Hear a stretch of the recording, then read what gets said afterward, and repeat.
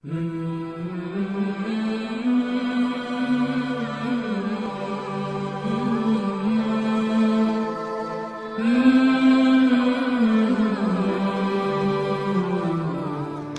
لله رب العالمين والعاقبة للمتقين والصلاة والسلام على خاتم النبيين وعلى آله الطيبين وأصحابه الطاهرين والمؤمنين والمسلمين كلهم أجمعين.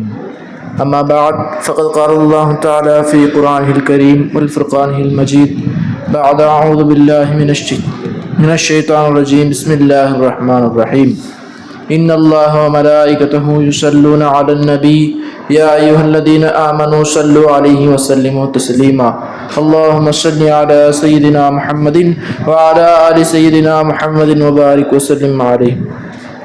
وقال رسول الله صلى الله عليه وسلم إنما الأعمال بالنيات وإنما لكل امرئ ما نوى من كانت هجرته إلى الله ورسوله فهجرته إلى الله ورسوله ومن كانت هجرته إلى الدنيا يصيبها أو امرأة يتزوجها فهجرته إلى ما هاجر إليه. صدق رسول الله نبي الكريم.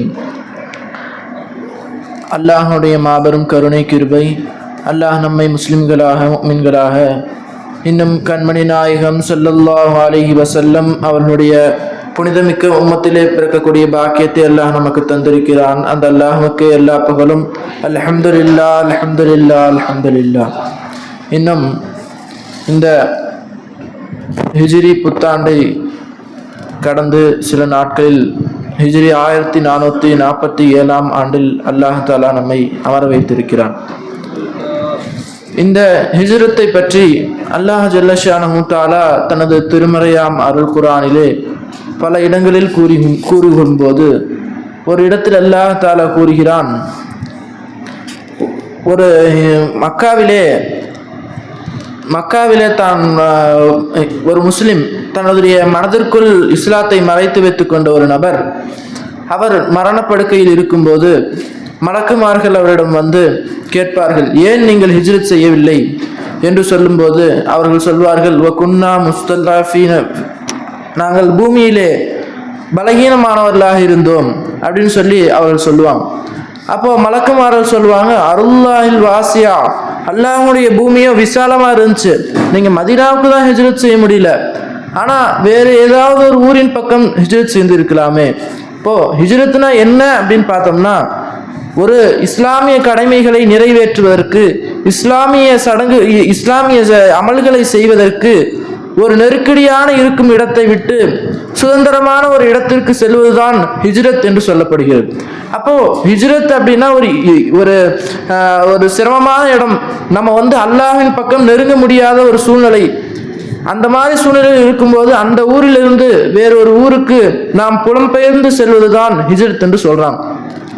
சரி, இந்த ஹிஜ்ரி புத்தாண்டிற்கு, இஸ்லாமிய புத்தாண்டிற்கு ஏன் ஹிஜ்ரத்தை கொண்டு ஹிஜ்ரி புத்தாண்டு என்று பெயர் வைக்கப்பட்டது, அதனுடைய வரலாற்று பின்னணி என்ன என்று சற்று திருப்பி பார்ப்போமே. ஆனால் ஹஜ்ரத் உமர் ரலியல்லாஹு அன்ஹு அவருடைய காலத்திலே ஹிஜ்ரி 17, அந்த சூழ்நிலையில் கேலண்டர் அப்படிங்கிறது ஒன்று கிடையாது, இஸ்லாமிய கேலண்டர்னு ஒன்று கிடையாது. 1, 2ங்கிற வருஷப்படி மாதங்கள் மட்டும் வச்சிருந்தாங்க, முஹர்ரம், சஃபர்.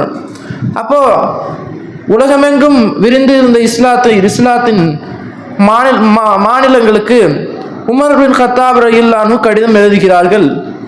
அடுத்த ஷாபான், வரக்கூடிய ஷாபான் என்று இல்லாமல் வெறும் ஷாபான் மாதம் என்று ஒரு மாதத்தை குறிப்பிடுகிறார்கள். அந்த நாட்டுடைய கவர்னர் அவர் திரும்ப லெட்டர் எழுதுகிறார், நீங்கள் இங்கு குறிப்பிட்டுள்ள இந்த மாதம் என்பது கடந்து சென்ற மாதமா அல்லது அடுத்து வர இருக்கும் மாதமா என்று எங்களுக்கு குழப்பம் அடைந்து விட்டது. ஆகையால் நீங்கள் ஒரு வருடத்தை, கேலண்டரை நீங்கள் உருவாக்க வேண்டும் என்று உமர் ரலியல்லாஹு அன்ஹு அவர்களிடத்தில் ஒரு கோரிக்கையை வைக்கின்றார்கள். அந்த சமயத்தில் தான் முக்கியஸ்தர்களான அனைத்து சஹாபாக்களும் ஒன்று கூடி ஆலோசனை மேற்கொள்கிறார்கள். அந்த சமயத்தில் ரசூலுல்லாஹி ஸல்லல்லாஹு அலைஹி வஸல்லம் அவர்களின் பிறப்பை இந்த இஸ்லாத்துடைய ஆரம்பமாக, இந்த ஹிஜ்ரி இந்த வருடத்துடைய ஆரம்பமாக வைத்துக் கொள்ளலாம் என்று சில சஹாபாக்கள் சொன்னார்கள். காரணம், அவர்கள் பிறந்ததே இந்த உலகத்திற்கு ஒரு ஜோதிமிக்க இஸ்லாத்தை கொண்டு வருவதற்கான முதல் பயணமாக இருந்தது. ஆகவே அதை கொண்டு வர வேண்டும் என்று சில நபர்கள் சொன்னார்கள். இன்னும் சில நபர்கள் சொன்னார்கள், இந்த இஸ்லாம் என்பது ரசூலுல்லாஹி ஸல்லல்லாஹு அலைஹி வஸல்லம் அவர்களுக்கு எப்பொழுது கிடைத்தது? நபிகளாருடைய 40ஆம் வயதில் நுபுவத்து கிடைத்ததே, அந்த நுபுவத்தை தான் நாம் ஹிஜ்ரியாக கணக்கிட்டுக் கொள்ளலாம், இந்த வருடமாக கணக்கிட்டுக் கொள்ளலாம் என்று சில நபர்கள் சொன்னார்கள். அதுவும் இந்த இஸ்லாம் வளர்வதற்கான மிகப்பெரிய உன்னதமான காரணமாக இருக்கின்றது என்று பல சஹாபாக்கள் சொன்னார்கள். அதற்கு பின்னர் சில சஹாபாக்கள் சொன்னார்கள், நாம் என்னவாக வைத்துக் கொண்டாலும் அங்கு இருக்கும்போது நாம் இஸ்லாத்தை வெளிப்படையில் நாம் காட்டவும் இல்லை, வெளிப்படையில் நாம் அல்லாஹ்வை நெருங்கவும் முடியவில்லை, ஒரு ஜும்மா தொழுகையும் கூடி தொழுததில்லை. அப்படியேப்பட்ட காலத்தை விட்டு சூழலை விட்டு நாம் புலம்பெயர்ந்து மதீனாவிற்கு வந்த ஹிஜ்ரத்தை நாம் ஹிஜ்ரிய கணக்காக வருட கணக்காக எடுத்துக்கொள்ளலாம் என்று சில சஹாபாக்கள் சொன்னார்கள். அதன் பின்னர் சில தோழர்கள் சொன்னார்கள், ரசூலுல்லாஹி ஸல்லல்லாஹு அலைஹி வஸல்லம் அவர்களுடைய மரணத்தை, மறைந்த தினத்தை, மறைந்த வருடத்தை கணக்கிட்டுக் கொள்ளலாம் என்று சில சஹாபாக்கள் சொன்னார்கள். ஆனால் ஹஜ்ரத் உமர் ரலியல்லாஹு அவர்கள் ஹிஜ்ரி கணக்கையே ஏற்றுக்கொண்டார்கள். அதன் பின்னர் உமர் ரலியல்லாஹு சில காரணங்களை சொன்னார்கள். ஏன் நான் ஹிஜ்ரி புத்தாண்டை நான் ஹிஜ்ரி என்பதை ஹிஜ்ரத்தாக வருடத்தின் பிறப்படமாக ஏற்றுக்கொண்டேன் என்று சொன்னால், அந்த ஹிஜ்ரத் என்பது நமக்கு மிக முதல் வெற்றியாக இருக்கிறது. அந்த ஹிஜ்ரத்தில் தான் பல சஹாபாக்களுடைய வீரதீரமான செயல்களும் நம்முடைய இஸ்லாத்தில் முக்கியமான விஷயங்களை செய்யக்கூடிய பாக்கியத்தையும் அல்லாஹ் நமக்கு கொடுத்தான். முதல் ஜும்மா தொழுகை நாம் எல்லாம் நினைத்து கொண்டிருப்பது என்ன? முதல் ஜும்மா தொழுகை நபி அவர்கள் தொழுகை வைத்தால் நினைத்து கொண்டிருக்கிறோம். ஆனால் முதல் ஜும்மா இந்த உலகத்தில் நடைபெற்றது ரசூலுல்லாஹி ஸல்லல்லாஹு அலைஹி வஸல்லம் அவர்கள் தொழுகை வைக்கவில்லை. மாறாக முன்னால் ஹிஜ்ரத் செய்த உத்தம சத்திய சஹாபாக்கள் தான் அந்த ஜும்மா தொழுகையை குபாவிற்கு அருகில் உள்ள ஒரு இடத்தில் தொழுகிறார்கள். அதை இன்றையும் மஸ்ஜிதுல் ஜும்மா என்று அனைத்து ஹாஜிகளும் பார்த்து கொண்டு வருகிறார்கள். அப்பொழுது நம் இஸ்லாத்தை கடைபிடிப்பதற்கு ஒரு ஏற்ற சூழல் கிடைத்தது என்பது ஹிஜ்ரத்துக்கு பின்னால் தான். அதே போல் இந்த உலகத்திலேயே முதலாக அமைக்கப்பட்ட ரிட்டன் கான்ஸ்டிடியூஷன், அதாவது எழுதப்பட்ட சட்ட விதிமுறைகள் என்பது ஹிஜ்ரத்துக்கு பின்னால் தான். ஹிஜ்ரத்துக்கு பின்னால் தான் இந்த உலகத்திலேயே முதலாக எழுதுகிறார்கள். இவ்வாறு செய்தால் இந்த தண்டனை, இவ்வாறு செய்தால் இந்த தண்டனை என்று எழுதி கொடுக்கப்பட்ட முதல் விஷயமே ஹிஜ்ரத்துக்கு பின்னால் தான் நடந்துகிறது. அதை கொண்டுதான் இந்த உலகமெங்கும் இஸ்லாமியர்களை பின்பற்றி எழுத்துப்பூர்வமாக அந்த சட்டங்களை எழுதி வருகிறார்கள். அப்பொழுது எந்த அளவுக்கு என்றால் ரசூலுல்லாஹ் அது ஒன்று. இரண்டாவது, நம்முடைய சமூகத்தினரை சுற்றி இருக்கக்கூடிய சமூகத்தினரிடம் எவ்வாறு பழக வேண்டும் என்று கண்மணி நாயகம் ஸல்லல்லாஹு அலைஹி வஸல்லம் அவர்கள் சுதந்திரமாக இருக்கும் நிலத்தில் எவ்வாறு பழக வேண்டும் என்பதை கற்றுக் கொடுக்கும் விதமாக யகூதிகள் வாழ்ந்து கொண்டிருந்தார்கள் மதீனாவை சுற்றி. ரசூலுல்லாஹி ஸல்லல்லாஹு அலைஹி வஸல்லம் மதீனாவின் கலீஃபாவாக இருக்கிறார்கள். மதீனாவை தன்னுடைய பொறுப்பில் வைத்துக் கொண்டிருக்கிறார்கள். ஆனாலும் நாம் ஒரு காலத்தில் குறைந்த சமுதாயத்தினராக, அடிபட்ட சமுதாயத்தினராக இருந்த நேரத்தில் மக்கா காஃபிர்கள் எவ்வாறு நம்மை நடத்தினார்களோ அவ்வாறு நடத்த நாடி இருந்தால் அவர்கள் நடத்தி இருக்கலாம். ஆனால் கண்மணி நாயகம் ஸல்லல்லாஹு அலைஹி வஸல்லம் அந்த யகூதிகளுக்கு எந்த அளவிற்கு லேசு பண்ணி கொடுத்தார் என்று சொன்னால், ஒரு நாட்டில் சிவில் சட்டம், அதாவது ஒருவர் கொலை செய்து விட்டால் என்றால் அந்த நாட்டினுடைய சட்டம் என்னவோ அதை தான் நிறைவேற்ற வேண்டும். ஆனால் கண்மணி நாயகம் ஸல்லல்லாஹு அலைஹி வஸல்லம் சொன்னார்கள், உங்களில் யாராவது இந்த மாதிரி சட்டங்களில் நீங்கள் மாறு செய்தாலும் அப்பொழுதும் கூட நீங்கள் அந்த அவர்களின் உங்களுடைய நீதிபதிகளிடமே நீங்கள் சென்று கொள்ளலாம், எங்களிடம்தான் வர வேண்டும் என்று தேவையில்லை என்று ரசூலுல்லாஹி ஸல்லல்லாஹு அலைஹி வஸல்லம் சொன்னார்கள். அப்பொழுது இந்த ஹிஜ்ரத் என்பது முதலில் நம்முடைய இஸ்லாத்தில் நிலை பெற்று இருப்பதை காட்டுகிறது. எந்த நேரத்தில் நாம் இஸ்லாத்தை விட்டு பாவங்களின் பக்கம் செல்கிறோமோ அந்த பாவங்களை விட்டு இன்றைக்கு வருவதுதான் மிகப்பெரிய ஹிஜ்ரத்தாக இருக்கிறது.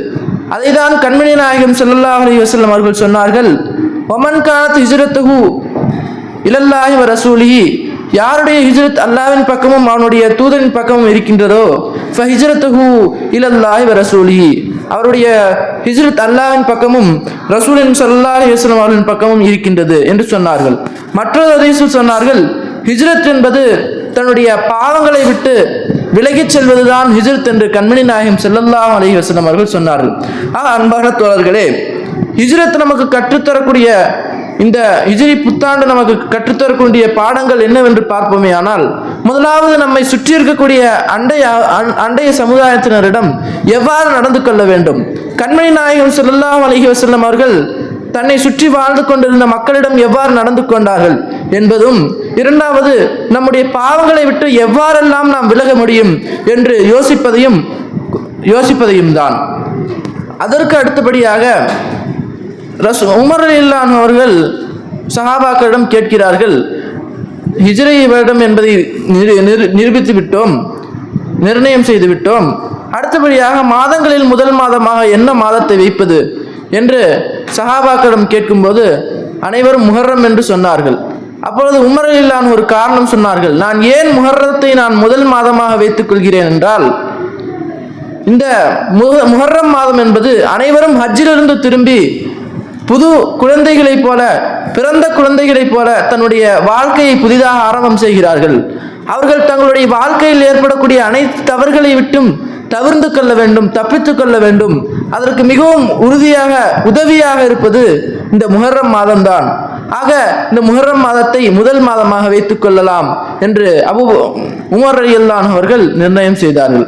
ஆக அன்பான தோழர்களே, இந்த ஹிஜ்ரி புத்தாண்டில் முழுவதும், இந்த ஹிஜ்ரி முழுவதும் அல்லாஹ்வுடைய ஏவல் விளக்கல்களை கட்டுப்பட்டு அண்டைய சமுதாயத்தினருக்கு நல்ல முறையில் நடந்து கொள்ளக்கூடிய பாக்கியத்தை அல்லாஹ் உங்களுக்கும் எனக்கும் தருவானாக.